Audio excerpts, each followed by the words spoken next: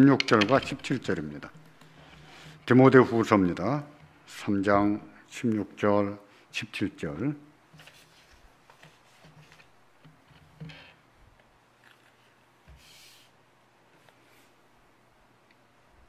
제가 받들어 읽겠습니다. 모든 성경은 하나님의 감동으로 된 것으로 교훈과 책망과 바르게 함과 의로 교육하기에 유익하니 이는 하나님의 사람으로 온전케 하며 모든 선한 일을 행하기에 온전하게 하려 함이니라. 아멘.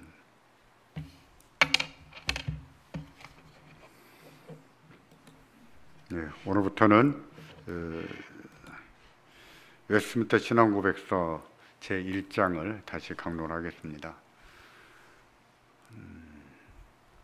이제 우리가 다시 예전처럼 예배를 드리게 되면 찬양 예배 때 또 다른 것을 하겠지만 예전에 한번 했었는데 이것은 녹화나 녹음이 되어 있지가 않습니다. 그래서 이번 기회에 다시 한번 강론하면서 또 녹화도 해놓으면 그것도 우리 교회 자산이 되지 않겠나 이런 생각이 들어 다시 녹화도 할 겸 해서 가르치게 됐습니다. 이제 신앙 고백 이런 말을 그래도 우리 교회는 익히 듣지요? 자주 듣지요? 신앙 고백이라는 얘기를 일반적으로 현대 교회가 교리를 잘 안 가르칩니다. 교리는 따분하다, 재미없다, 교인들이 좋아하지 않는다, 교리가 하나님 말씀이냐, 심지어 이런 질문까지 하면서 교리를 가르치질 않아요. 성경이면 다 된다. 그럴까요? 그렇지 않습니다. 왜냐하면은 우리도 성경은 말하지만 이단들도 성경을 얘기해요. 이단들도. 그들이 말한 것과 우리가 말한 것이 어떻게 다른가? 우리가 알지 못하면 우리도 그들한테 그것도 맞겠다. 심정적으로 인정을 해버릴 수 있겠지요. 우리가 왜 옳은지, 왜 이렇게 믿어야 되는지 확신을 갖지를 못합니다. 그래서 우리가 성경을 알아야 되지만 또 교리를 알아야 돼요. 조금 딱딱하고 따분하고 재미가 없어도 하지만 교리가 재미없는 것만은 아니에요. 저는 웨스트민스터 신앙고백서를 제가 부목사 때에 한 9번 가르쳤습니다.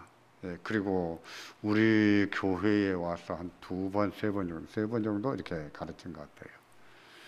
근데 제 예전의 경험을 보면 대체로 젊은 사람들은 재미없다고 합니다. 30대, 40대, 20대는 말할 것도 없고 웨스트민스터 신앙고백서가 어렵다, 재미없다 다 이렇게 말해요. 근데 웨스트민스터 신앙고백서는 누가 재밌게 배우냐면은 대개 50대, 60대 이런 어른들이 재밌게 배우더라고요. 왜 그럴까라는 의문을 품어봤을 때 제가 얻은 답은 이거예요. 50대, 60대 이런 어른들은요, 믿음 생활을 오래 30년, 40년 하면서 나름대로 정리되지 않은 괴리들을 가지고 있습니다. 분명히 이 말도 맞고 저 말도 맞는 것 같은데 이 정리가 안 되는 거예요. 그리고 저 말은 맞고 이 말 좀 틀린 것 같은데 뭐가 안 맞는 것 같은 그런 괴리를 많이 느끼고 있습니다. 근데 웨스트민스터 신앙고백서를 배우다 보면 그런 의문들이 확 풀린다 그래요. 의문이 어떻게 풀리는지 그냥 마음이 그냥 후련할 만큼 속전하게 풀린다. 이런 얘기를 제가 들어보았어요. 정말 젊은 사람들은 더 어려워합니다.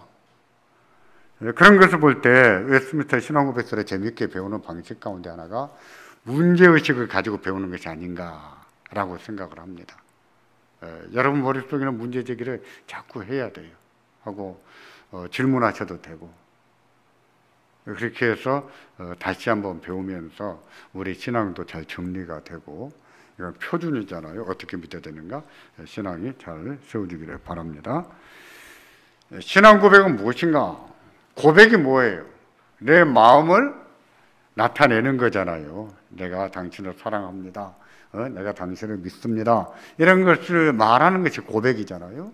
근데 신앙 고백은 우리의 마음을 내가 당신을 어떻게 믿고 있는지 어떤 내용으로 믿고 있는지 고백하는 것이 신앙 고백이에요. 예수님이 사람들이 나를 누구라 하느냐 물으셨어요. 제자들이 뭐라고 대답했습니까?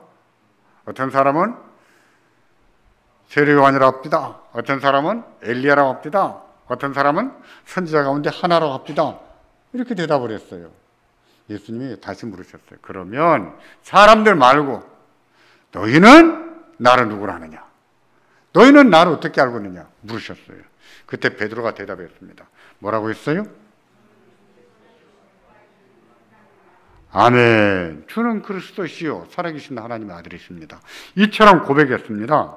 그것은 베드로가 대표적으로 말했지만 베드로만의 신앙 고백이 아니에요. 사도들 전부의 신앙 고백입니다. 베드로 한 사람의 신앙 고백이 아니라 사도들 전부의 신앙 고백입니다. 이처럼 마태복음 16장 16절에 주는 그리스도시요 살아계신 하나님의 아들이십니다. 이 말은 가장 간결한 형태의 신앙 고백이에요. 간결하지요. 제가 우리 교회에서는 소위문답도 가르쳤어요. 또 하이델베르그 신앙고백서도 가르쳤습니다. 웨스트민스터 신앙고백서도 한번 가르쳤습니다. 아직 뒷부분은 마무리 못했지만 그렇습니다. 근데 이런 것은 되게 내용이 많잖아요. 길어요. 웨스트민스터 신앙고백서만 해도 33장까지 있습니다. 그리고 어떤 장은 두 번도 가르치기 때문에 이게 1년 안에 끝내기가 쉽지가 않더라고요. 어려워요. 근데 그만큼 양이 많은데 어떤 신앙고백은 간결해요. 간결한 신앙고백, 여러분이 알고 있는 거 뭐가 있습니까? 마태복음 16장 16절도 있고 또 뭐가 있을까요? 간결한 신앙고백, 우리가 자주 합니다. 뭘까요? 뭘까요? 자주 하는 신앙 고백이 뭐예요? 사도신경. 예, 사도신경도 우리 신앙 고백이에요. 나중에 말씀드리겠지만 신경 이렇게 말했지만 그것도 신앙 고백입니다. 예수님은 주는 그리스도시요 살아계신 하나님의 아들이십니다. 그 말을 들으셨을 때에 내가 이 신앙 위에, 이 신앙 고백 위에 내 교회를 세우겠다 이러셨거든요. 그처럼 간결하지만 교회는요, 교회가 성장하고 발전하면서 뭐가 생겨나냐면 이단이 생겨나는 거예요. 초기의 이단들을 보면은요, 예수님이 인간이다, 참 인간으로 오셨다, 이것을 인정하기가 너무나 힘든 거예요. 그 거룩하신 하나님은 어떻게 이 죄 많은 인간으로 오신단 말인가? 여러분 그 생각 안 해보셨어요? 어찌 하나님이 나 같은 이런 인간으로 오신단 말인가? 그래서 예수님은 인간으로 오시지 않았다, 이것을 부정하고 싶은 거예요. 그래서 초기 이단들은 예수님의 신성을 인정해도 뭐는 인성은 부정하는 이단들이 생겨난 거예요. 성경에 보면은 예수님이 몸으로 오신 것을 부정하는 자마다 다 거짓이다, 이렇게 성경이 가르치잖아요. 초기의 이단들은 이처럼 이단들이 자꾸 생겨나니까 그러면 예수님은 어떤 분이냐, 이런 것을 하나씩 제대로 가르칠 필요가 생겼죠. 예수님은 신성이 있으시지만 동시에 뭐도 있다? 인성도 있다.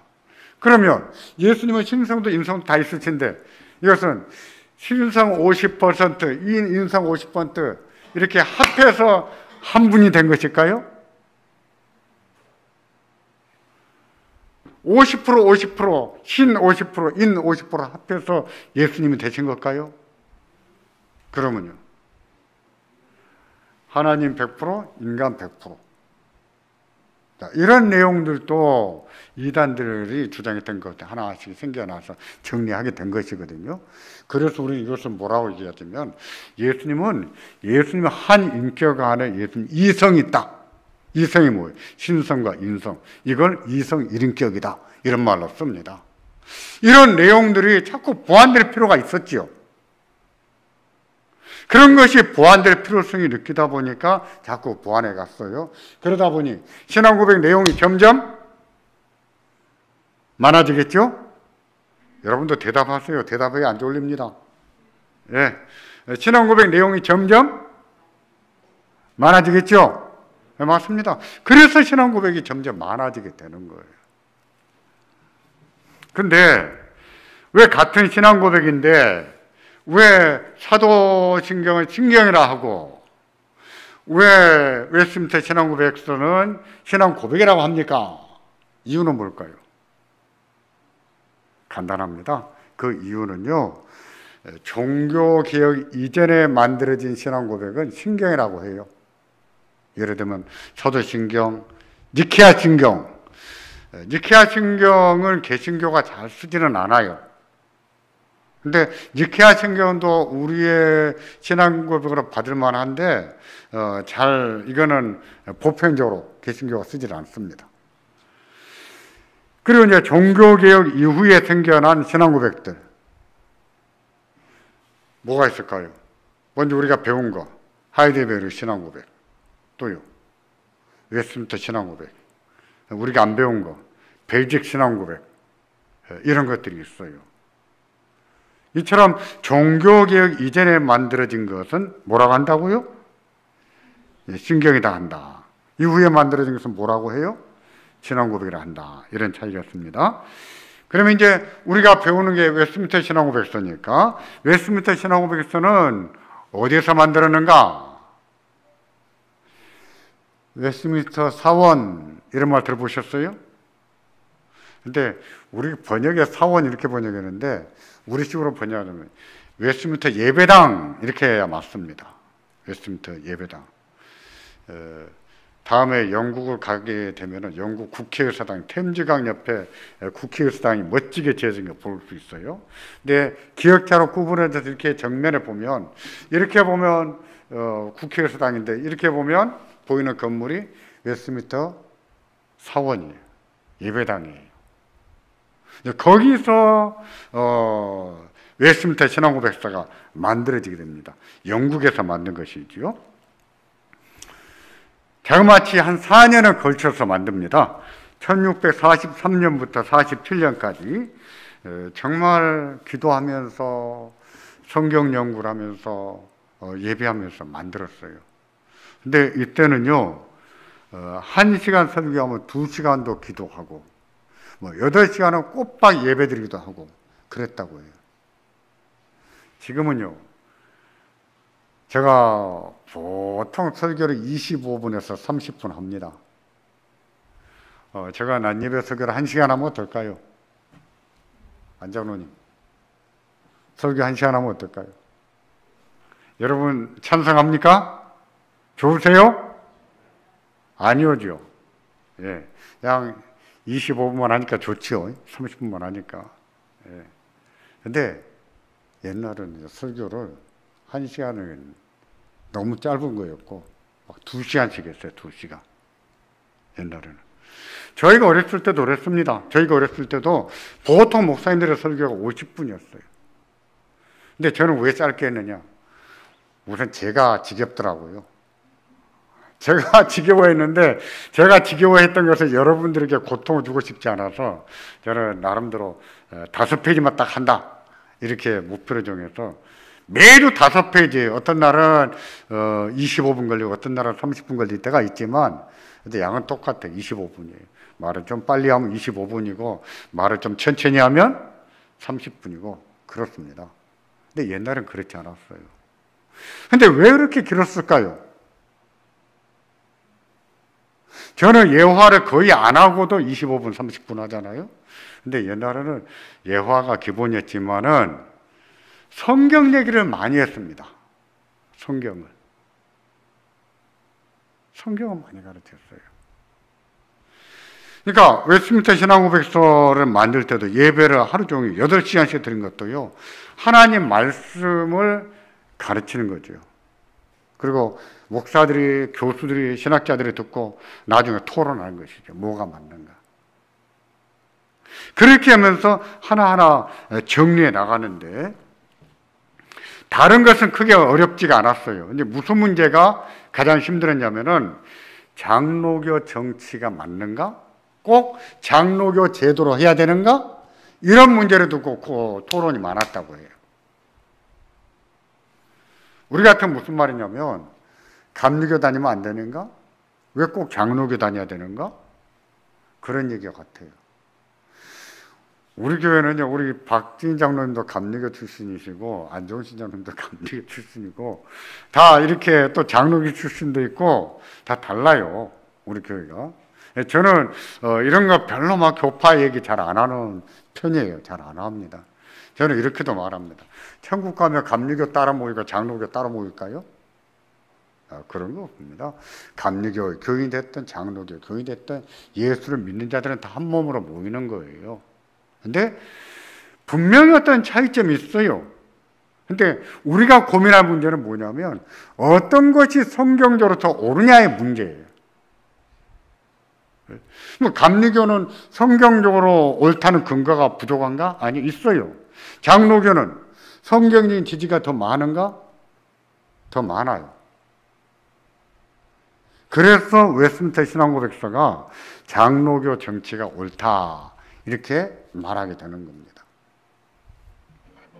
바로 이런 문제들을 검증하니라고 좀 이런 문제에서 정치, 장로교 정치를 해야 되느냐, 감리교 정치를 해야 되느냐 이런 문제에서 좀 토론이 길어졌습니다.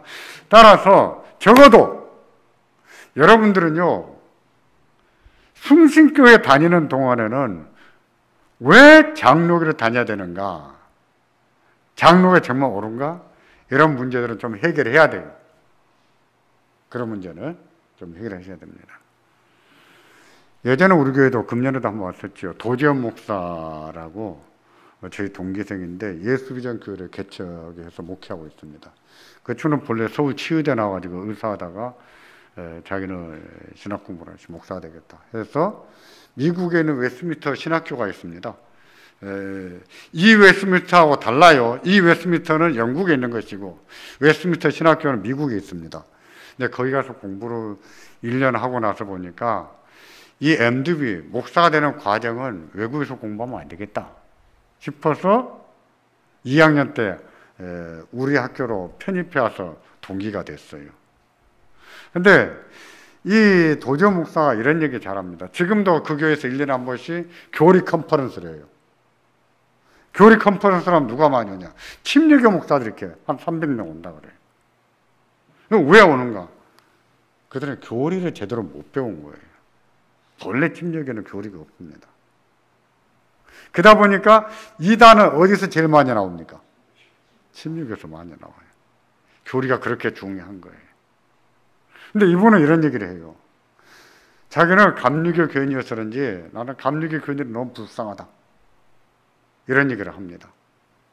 뭐가 불쌍하냐 물으면 끊임없이 그렇게 열심히 없어가지고 구원 받겠습니까? 오늘 예수님이 오시면 천당 가겠습니까? 저희가 어렸을 때 장로교 다녀도 들었던 말이에요. 권사님, 그렇게 열심히 없어가지고 오늘 밤에 예수님 오시면 천당 가겠어요? 갑니까 못 갑니까? 갑니까 못 갑니까? 가지요. 근데 열심히 없으면 못 간다고 배워놓으니까 또 열심을 내야 돼. 도대체 열심을 얼만큼 날마다 내고 있어야 천당 가는 겁니까? 그만큼 진리를 모르니까 자유함이 없다는 거예요.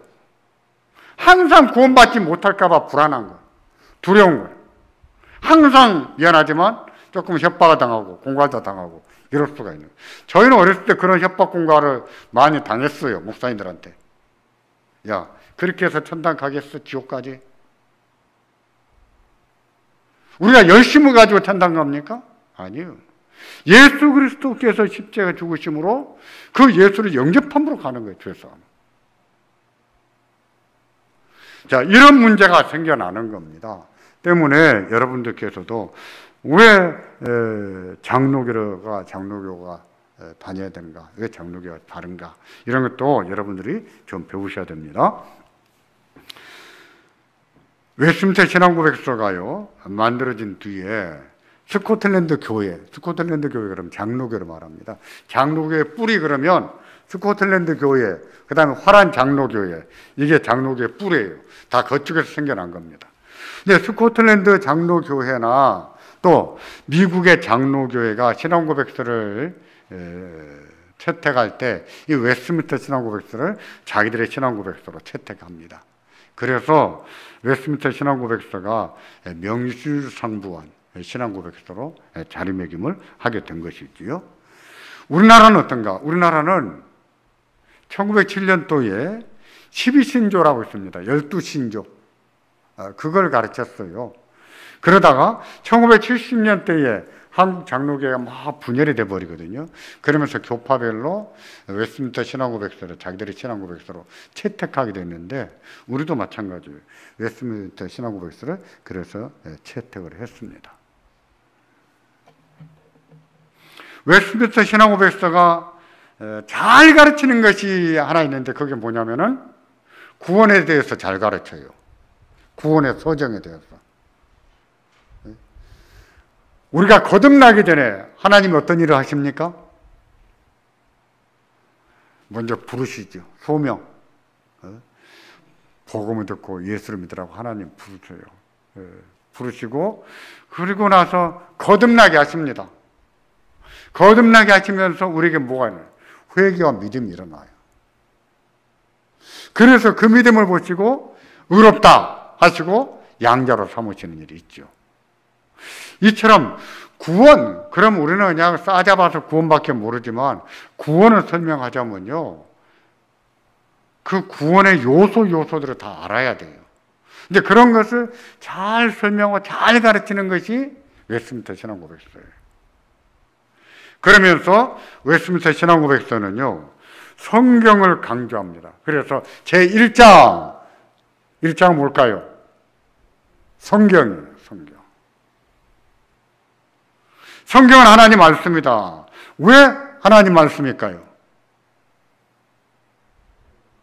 총회가 성경 말씀은 하나님 말씀으로 정했기 때문에 하나님 말씀일까요? 그럴까요? 대답에 안 졸리신다니까요. 웨스트민스터 신앙고백서가 뭘 강조한다고요? 성경을 강조합니다. 제1장이 성경이에요. 성경에 대해서 말할 때 성경은 하나님 말씀이에요. 왜 성경이 하나님 말씀이냐고요? 왜? 성령의 감동으로 기록했기 때문이에요. 답은 그겁니다. 어떻게 기록했다고요?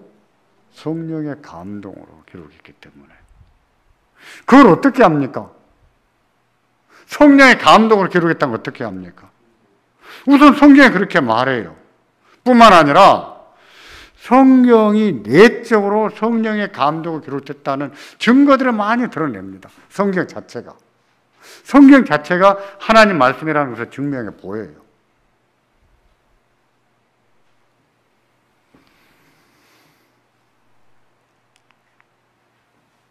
만일에 말해요. 만일에 어떤 교단 총회가 성경 66권 중에 어떤 것은 야고보서는 하나님 말씀이 아니다. 그러면 하나님 말씀이 아닐까요? 그럴 수 있을까요? 그럼 66권 외에 고린도 전서가 있고 고린도 후서가 있잖아요. 성경에 보면 고린도 전서 후서가 있고 또 한 권의 고린도서가 나옵니다. 근데 그건 없어요. 못 찾았어요. 못 찾아서 우리 성경에 포함되지 않아요. 근데 만일에 고린도 전서 후서 그리고 제 세 번째 고린도서가 나온다면 그게 성경 말씀 될 수 있을까요? 될 수가 없어요. 교회가 66권만 성경 말씀으로 정한다 라고 해서 성경 말씀이 하나님 말씀이 되는 것이 아니에요. 성경이 하나님 말씀이 되는 것은 딱 이유가 한 가지입니다. 누구의 감동으로 기록했다고요? 성령의 감동으로 기록했기 때문에. 여러분 이것을 꼭 기억하십시오. 그 기억해야 됩니다. 자, 이제 제1장 본론에 들어갑니다. 하나님 말씀, 성경 나눠드린 유인물 가지고 있으시죠?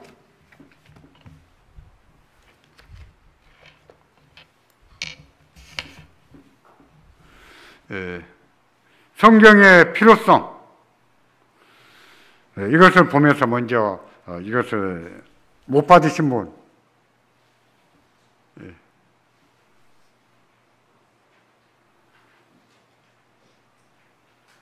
저 나눠드립니다. 못 받으신 분 다 받으셨어요? 예.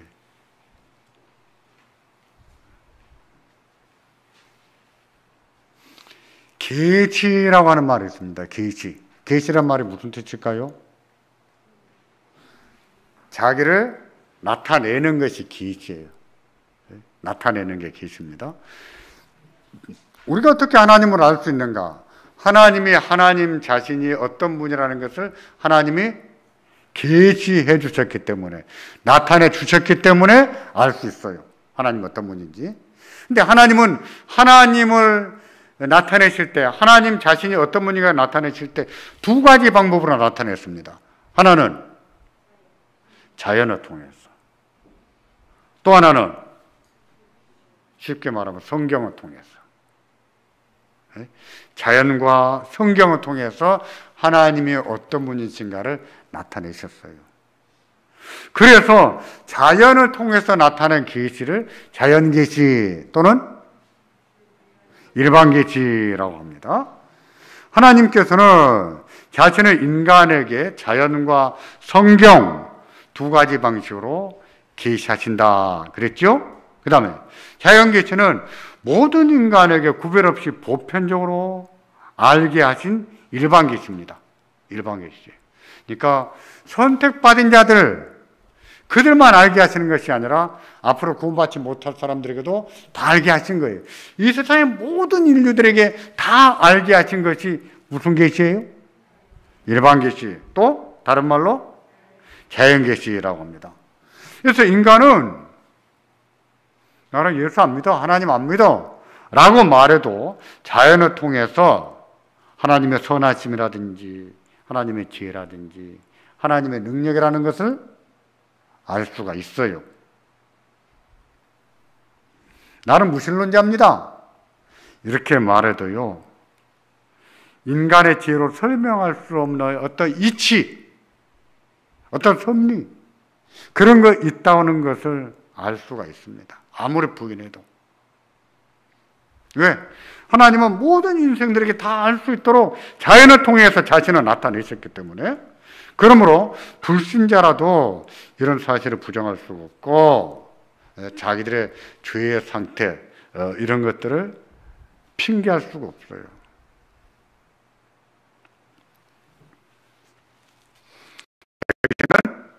하나님께서 모든 인간들에게 자신을 나타낸 계시다 그랬죠?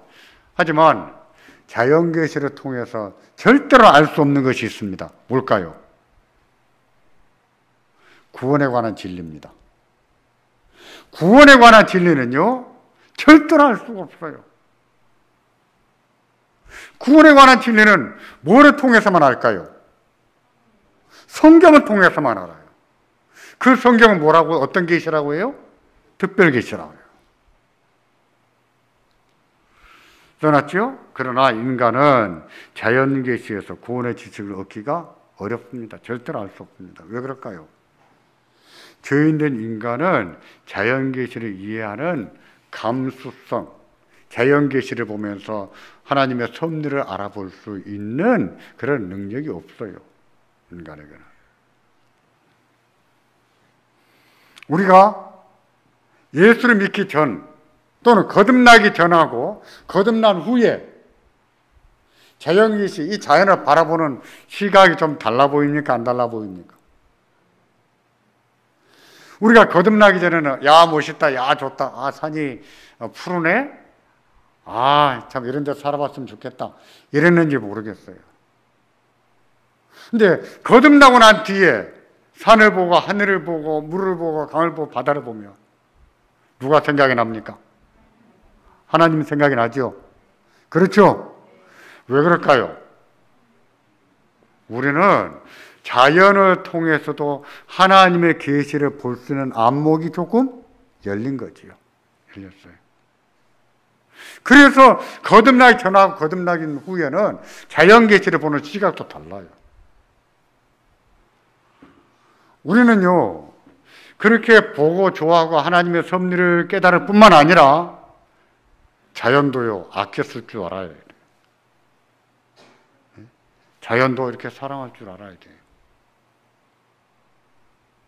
그러니까 공해 문제도 좀 관심을 가져야 되고. 왜? 우리 하나님이 이 인생들을 위해서 만든 세상이거든요. 하나님이 아름답게 만든 세상이거든요. 때문에 이 자연을 우리가 소중한 자산으로 여기고 아껴갈 줄도 알아야 됩니다.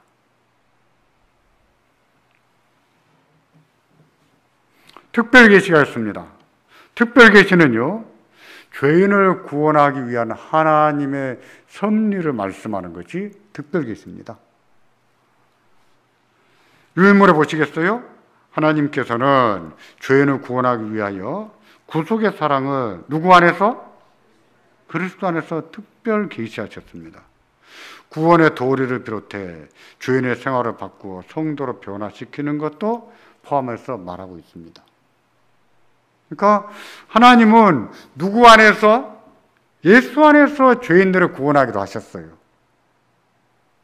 그걸 하나님 나타내셨어요. 그런 계시를 무슨 계시라고 해요? 특별 계시. 그래서 히브리서 11장 1, 2절을 보면 옛날에는 누구를 통해서? 선지자들을 통해서 말했습니다. 여러 부분과 여러 모양으로 말씀하셨어요. 하지만 이 모든 날 마지막에는 누구를 통해서 말씀을 해요? 누구를 통해서 말씀을 해요? 아들을 통해서 말씀하죠. 그러니 보세요. 구약과 신약. 구약이란 말이 무슨 말입니까? 예? 구약. 약이 뭐예요? 보약이에요? 어떤 목사님이 늙었는데도 이마에 주름살이 없었습니다. 그래서 이발한 분이 목사님 어떻게 주름살이 하나도 없습니까? 제가 보약을 많이 먹었습니다. 신약과 구약을 많이 먹었습니다. 그런 약일까요? 아니에요. 구약하고 말할 때 약은 뭐냐면 약속이란 뜻입니다. 언약. 옛날 언약, 새 언약, 그런 말로 구약, 신약 이렇게 말하는 거예요. 옛 언약은 무엇입니까? 새 언약은 무엇입니까? 본질적으로는 같은 거예요. 같은 거예요. 옛날에 선지자들을 통해서 말씀하신 언약, 다시 말해서 그 구약이 말하는 건 무엇입니까? 예수가 오십니다. 메시아가 오십니다. 이 말하고, 신약은요, 예수가 오셨습니다. 왔습니다. 이렇게 말하고 있어요. 그러니까 구약이나 신약이나 다 같이 누구에 대해서 말하지요? 예수님, 믿음으로 구원을 받습니다. 똑같이 말해요. 구약의 성도는 어떻게 구원을 받았습니까? 율법을 지켜서 구원을 받았습니까? 아니요. 오실 메시아를 믿음으로 구원을 받은 거예요. 우리는요, 오신 메시아를 믿음으로 구원을 받는 거예요. 똑같아요. 아브라함은 어떻게 구원을 받았습니까? 믿음으로 받았어요. 믿음으로 얻었어요. 우리는요, 믿음으로 얻어져요. 똑같아요. 구약과 신약이 본질적으로 다른 것이 아닙니다. 선지자들은 메시아가 오신다, 오신다 이렇게 말했고, 신약에 와서 보면 열두 제자는요, 메시아가 오셨다, 이분이 메시아다 이렇게 말하잖아요. 그게 다 복음서 아닙니까? 사도행전이고 그런 거예요. 그래서요, 특별계시는 뭐가 특별계시냐? 구원의 진리가 특별계시입니다. 구원의 진리가 나중에 나오겠지만 그 구원의 진리를 하나님이 남겨놓았습니다. 글로. 그게 뭐예요? 성경. 그래서 성경을 보고 뭐라고 해요? 특별계시다. 이렇게도 말합니다. 특별계시는요, 계시하는 방식도 특별했어요. 구약에서 하나님이 자기를 특별하게 나타내실 때가 있었어요. 임재라는 게 있습니다. 임재가 뭐예요? 그룹들 사이에 하나님이 나타나시지요. 그룹, 천사를 말합니다. 또 불과 연기의 구름 속에 나타나시고 폭풍 속에 나타나시고, 그렇죠. 그 다음에 구약에 보면 주의 사자가 나타나시죠. 주의 사자는 누굴까요? 예수님이에요. 예수님. 구약에 나타나신 성자 하나님. 천사가 아닙니다. 그리고 특별 임재의 최정점은 무엇인가? 라고 했을 때 성육신이다 이렇게 말합니다. 성육신, 그 말은 우리의 몸을 입고 오셨다 그 뜻이에요. 하나님은 이처럼 자기를 나타내실 때에 이런 특별한 방식으로 나타내셨어요. 또 직접 전달도 했습니다.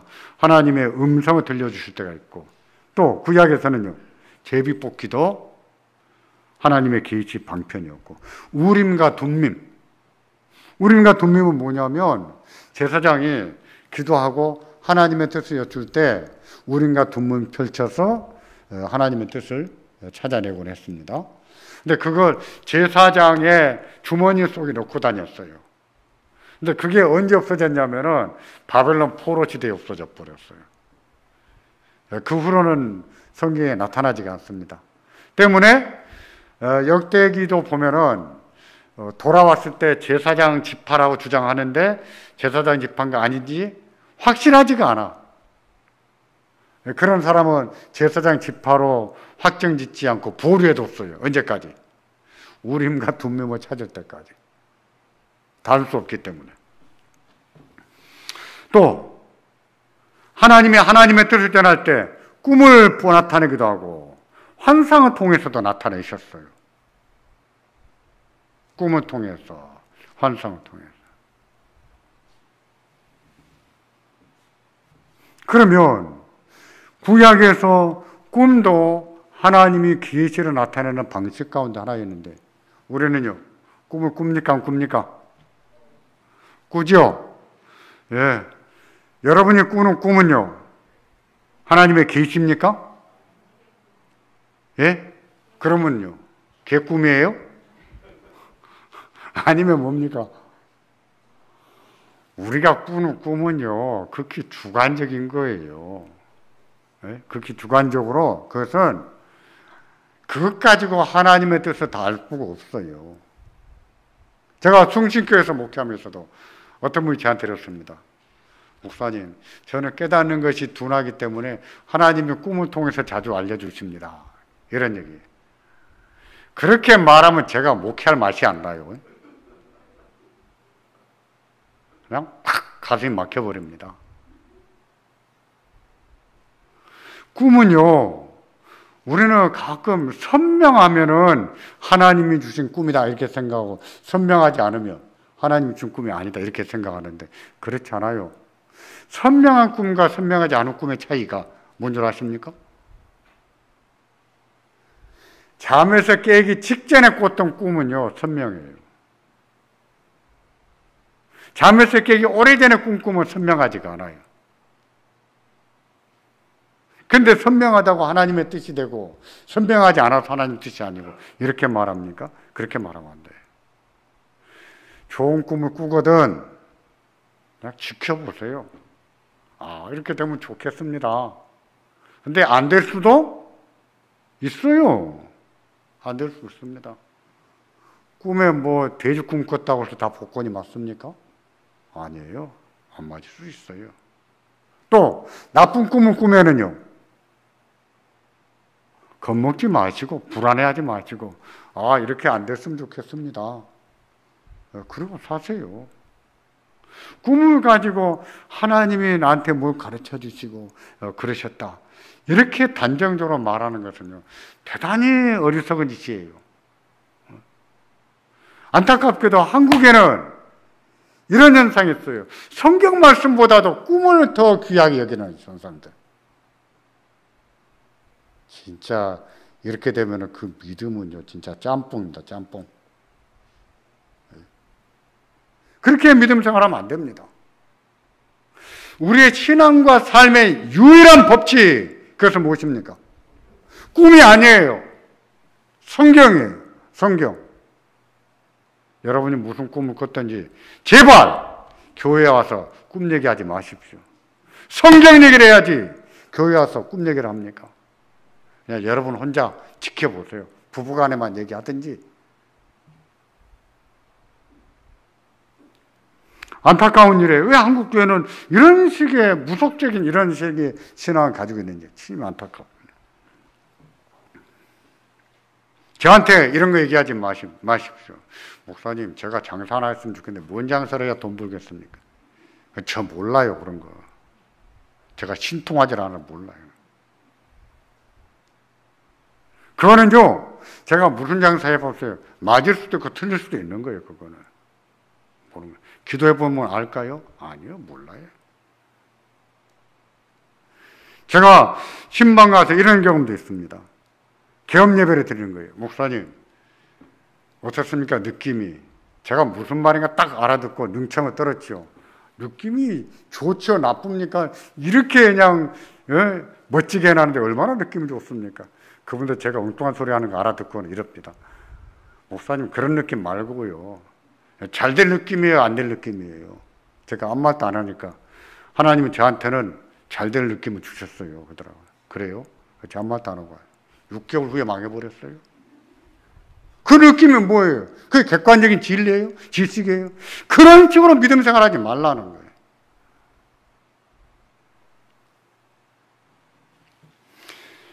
특별 계시의 방식이 특별했습니다. 임재도 있었고 직접 전달했고 이적도 하나님이 나타내시는 특별 계시 방식 가운데 하나예요. 그러면 오늘날에는 이적이 있습니까? 없습니까? 기적이 있어요? 없어요? 있어요. 그 기적을 뭐라고 얘기하냐면 비상섭니다 이런 말도 씁니다. 잘 안 쓰는 용어예요. 옛날 용어입니다. 하나님은 비상하게 나타나신 섭니다.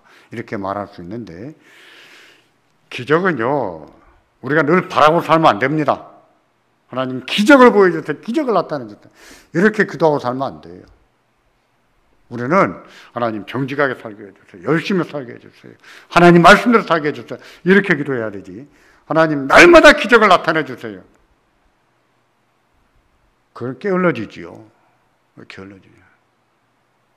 그렇게 믿음 생활하면 안 됩니다.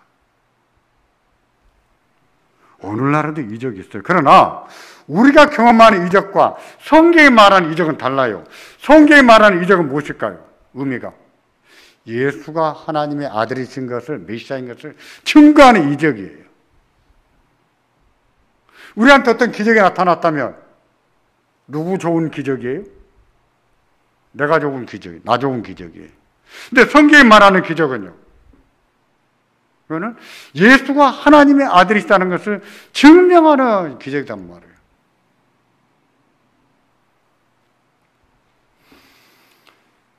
정리할까요? 특별 계시는 구원에 관한 진리인데 하나님은 구원에 관한 진리를 성경에 남겨두게 하셨습니다. 근데 하나님은 그 특별 계시를 나타내실 때 특별하게 나타내는 방식도 특별했다 그랬어요. 하지만 우리가 특별히 어떤 경험하는 것과 그 특별 계시가 같은 것일 수 있을까요? 아니다, 다르다 이렇게 했습니다.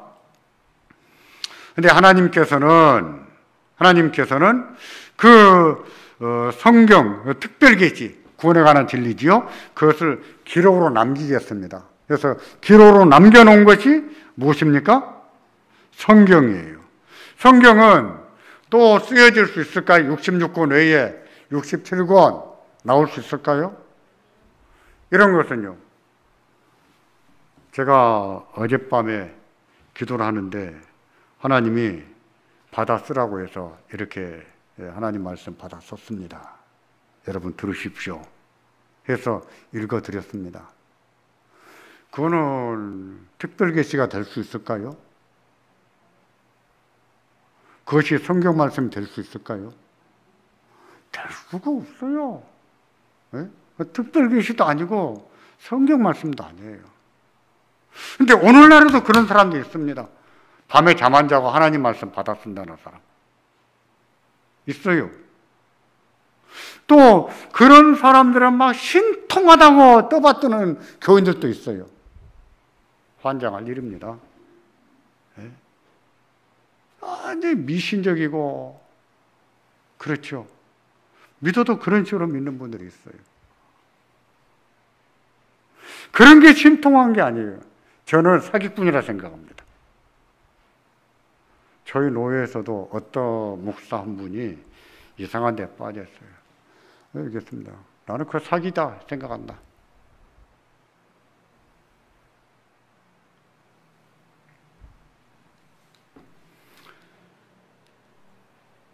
특별 계시의 기록과 완성 같이 한번 보시면은 최정점을 이룬 계시들은 1번, 동그라미 1번, 모든 세대를 향한 영원한 말씀이 되어야 하고, 또 훼손과 부패와 허위로부터 보호받도록 기록할 필요가 있었습니다.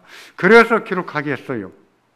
오고 오는 모든 세대에 하나님 말씀이 돼야 되고, 또 이것이 훼손되지 않도록 보존하기 위해서 기록해 놓은 겁니다. 이게 성경이에요. 성경이 완성된 후에는 하나님께서는 더 특별 계시를 특별 계시로 구원의 지식을 직접 전달하지 않으십니다. 그래서 하나님이 한 영혼을 구원하기 위해서 부르실 때 그 부르심을 뭐라고 해요? 소명. 소명은 부르실 때 뭘 통해서 부르십니까? 말씀을 통해서 부르세요. 물론 하나님은 어떤 사람을 믿게 만들려고 어떤 사람에게 신비한 어떤 체험을 줄 수는 있어요. 그것 자체로 인해서 소명이 다 되진 않아요. 그렇게 해서 관심을 불러일으키죠. 마음을 이렇게 완화시키시죠. 부드럽게 만드시지요. 근데 결국은 그 사람을 소명을 줘서 중생, 거듭나게 만드시는 것을 뭘로 합니까? 말씀으로 하는 거예요. 말씀으로 하는 거예요. 예전에 어떤 집사님이 믿음 생활을 잘했습니다. 제가 아는 집사님인데, 집사님은 어떻게 해서 예수 믿게 됐습니까? 남편이 운수 사업하는데, 근데 남편이 차를 한 대 사오면 꼭 옛날에 뭐 했습니까? 고사를 지냈어요. 근데 남편이 그건 싫더라는 거예요. 나 그거는 싫으니까 대신 교회 다니면 고사 안 지내도 된다더라. 자기는 다니기 싫으니까 부인 보고 당신이 교회 좀 다녀라. 그래서 부인이 교회를 다녔어요.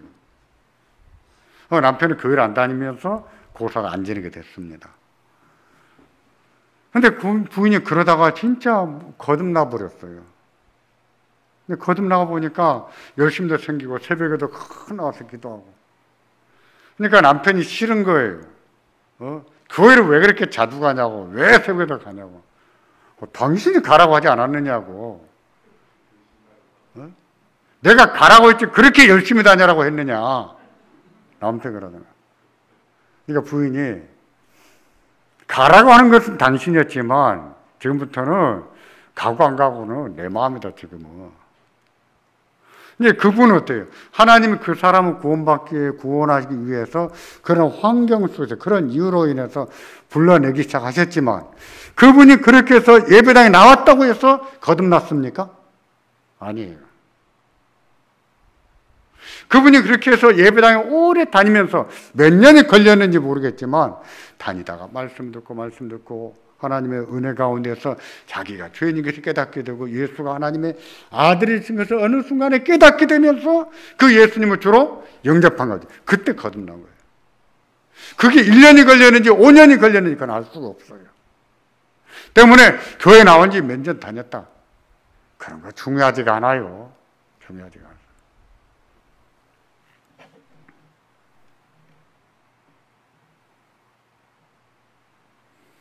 정경이라고 하는 말이 있습니다. 정경은 뭐냐면 교회가 성경으로 인정한 책이라고 하면 돼요.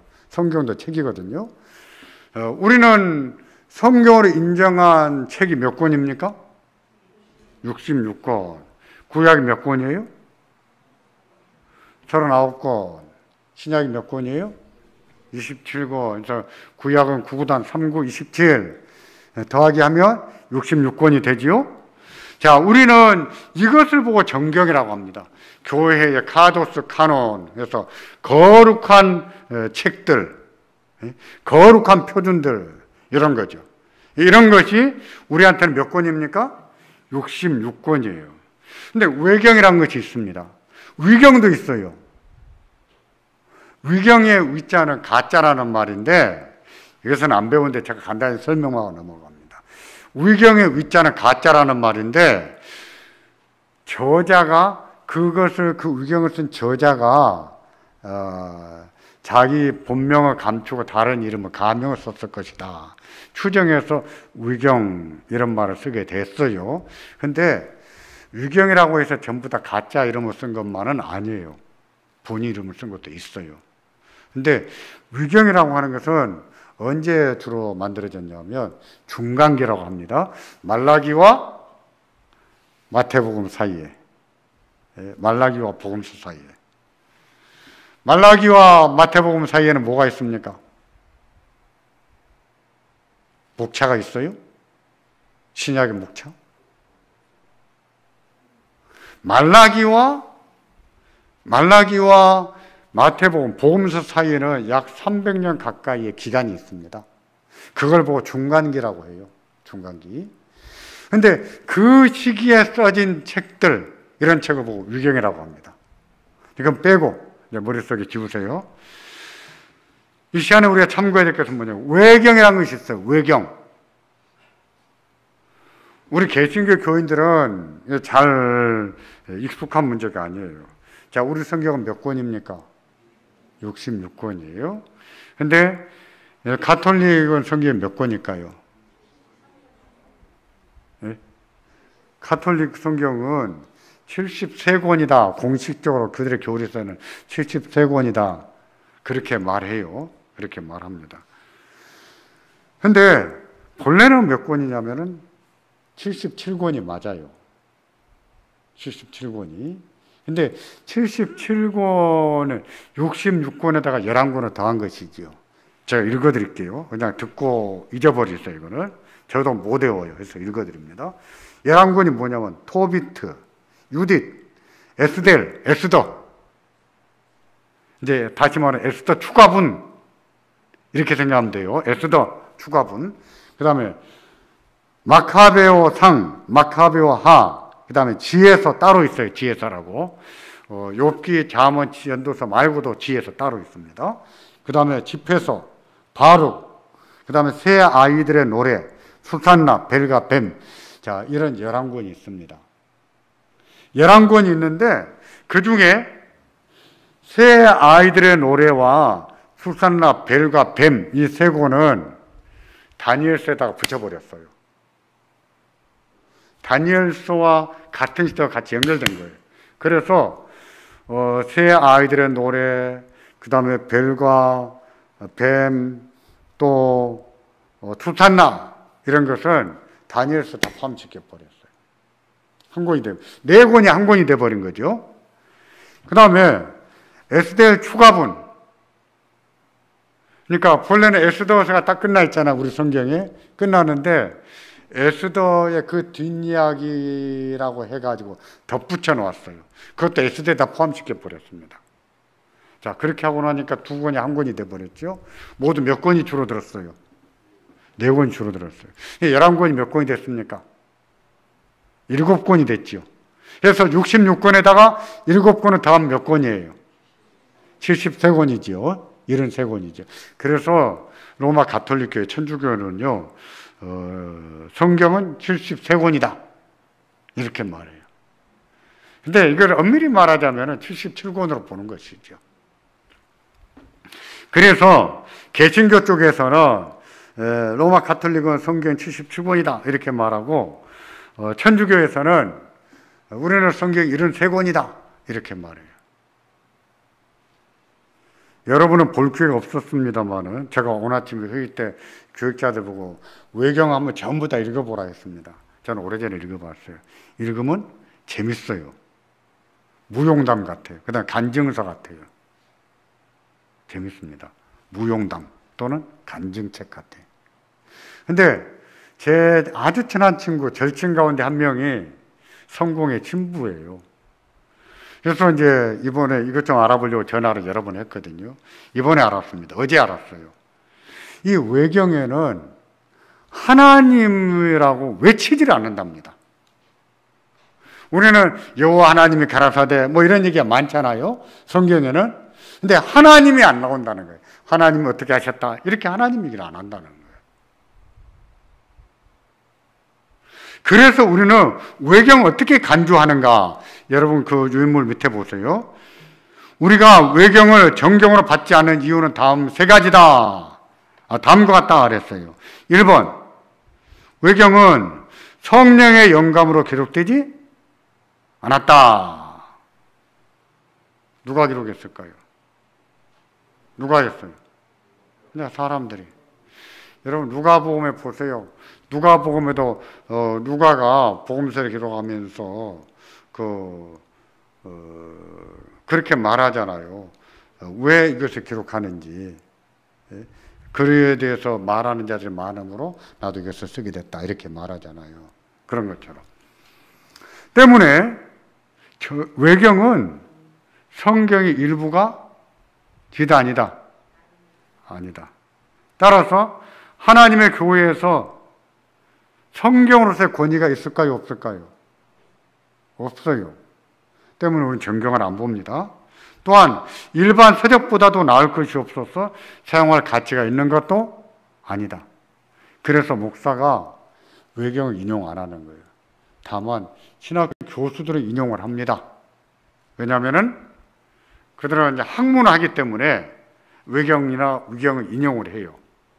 근데 목사는 설교 때 외경을 인용을 안 해요. 왜 안 할까요? 하나님 말씀이 아니기 때문에. 저는 개인적으로도 누구의 명언, 뭐 명언집 이런 책들이 있잖아요. 그런 명언도 저는 인용을 안 합니다. 저는 왜 안 하냐면은 성경이 더 권위가 있습니까? 어떤 사람의 명언이 더 권위가 있습니까? 뭐가 더 위대해요? 성경이지요. 근데 성경이 옳다는 걸 증거하기 위해서 어떤 명언을 갖다 들이대는 것은 말이 안 되는 것이죠. 그래서 저는 어떤 명언도 인용을 안 해요. 격언 같은 거 인용을 잘 안 합니다. 왜? 성경 자체가 더 권위 있는데 격언을 갖다 붙일 이유가 뭐가 있어요? 없죠. 우리가 외경을 어떻게 받아들이는가라고 말하는 것도 마찬가지입니다. 정리해 볼까요? 하나님은 하나님 자신을 나타내실 때 두 가지 방식으로 나타냈습니다. 무엇과 무엇으로? 자연과 성경을 통해서. 자연 계시를 일반 계시다라고, 성경을 특별 계시다 그랬죠. 자연 계시에서 얻을 수 없는 것이 뭐라고 했어요? 구원에 관한 진리. 구원에 관한 진리는 무엇을 통해만 얻어요? 성경을 통해서. 하나님이 죄인을 부르실 때도 뭘 통해서 불러요? 거듭나게 하실 때도 뭘 통해서? 성령과 말씀을 통해서. 그래서 성경은 뭐냐? 우리의 신앙과 삶의 유일한 무엇이다? 법칙이다. 그것에서도 마찬가지예요. 뭐가 옳으냐를 말할 때 내가 경험해 봤는데 이렇게 말하면 안 돼요. 뭐라고 말해야 됩니까? 하나님 말씀이 이렇게 말했습니다. 성경 말씀이 가장 중요한 원칙이죠. 오늘 여기까지 하겠습니다. 제가 기도하겠습니다.